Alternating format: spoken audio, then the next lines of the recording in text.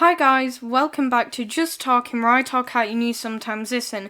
So today we're discussing the history of Space Invader at Blackpool Pleasure Beach, or as it's now known, Astro. So if you do like this video or you like some of my other history videos, make sure to like, comment and subscribe, and let's get into its origins. So this ride opened on the 21st of August 1984 at and it was the Pleasure Beach's fourth steel roller coaster. It was an indoor sit-down roller coaster made by the company Zero and would last 1 minute and 30 seconds.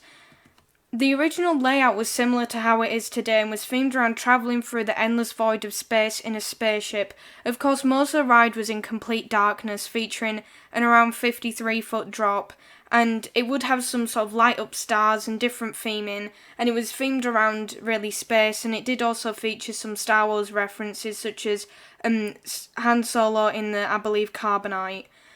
So there was an accident, unfortunately, and this was on the 21st of July in 2000. An 11-year-old named Christopher Sherratt died after unbuckling his seatbelt, supposedly out of panic. Officials did rule this as an accident and wasn't to the fault of the theme park, although it technically was the fault for not having adequate seatbelts that could be unbuckled. I would like to give credit to screenmachine.net for this picture of the new refurbished building, as I'm going to talk about now.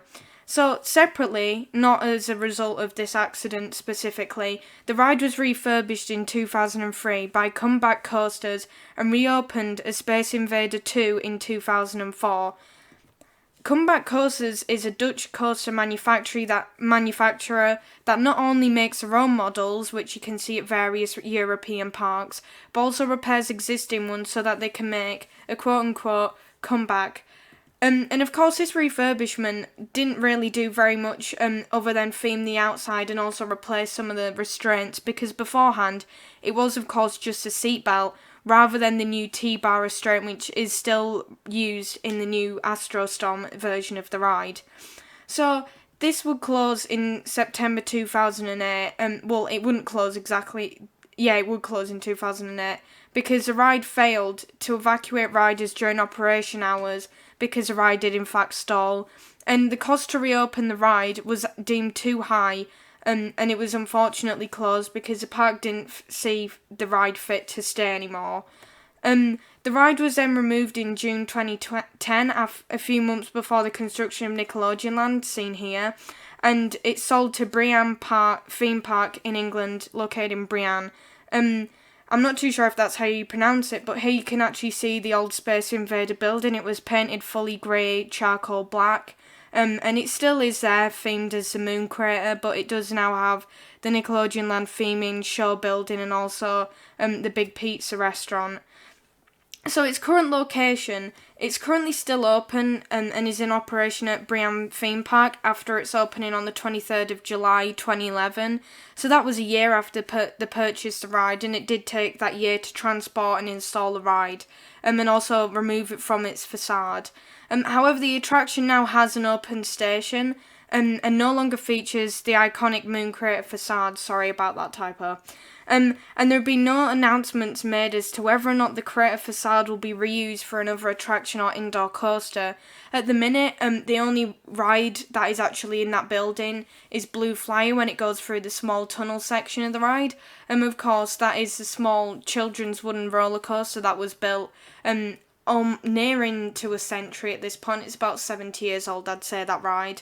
And of course, since then there has been no talk of it changing. Of course, they do now have the restaurant and everything at the bottom, and they have all the props and things for any Nickelodeon shows, and that's also where the dressing rooms are for Nickelodeon characters. So there's really no confirmation if there is actually now space for a ride in there, or if they will be doing it. But with the popularity of indoor coasters coming back, especially with people getting nostalgic over things like the Black Hole at Alton Towers and also Astro and wanting something like that again, I think that it would be a great investment.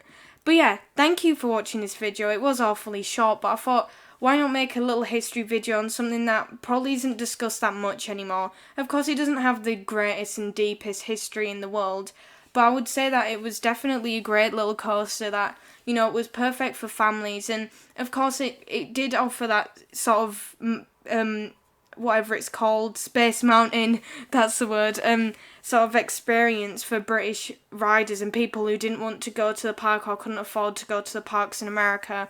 And of course, you know, people do really seem to like steel indoor coasters, and you know, it was very popular. The theming was pretty good for its time, and you know, I do really like what they did with the facade after the 2003 refurbishment, adding in the crash-landed ship.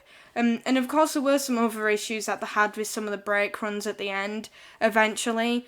But overall, it's quite sad that it did have to close, especially given its incredible facade.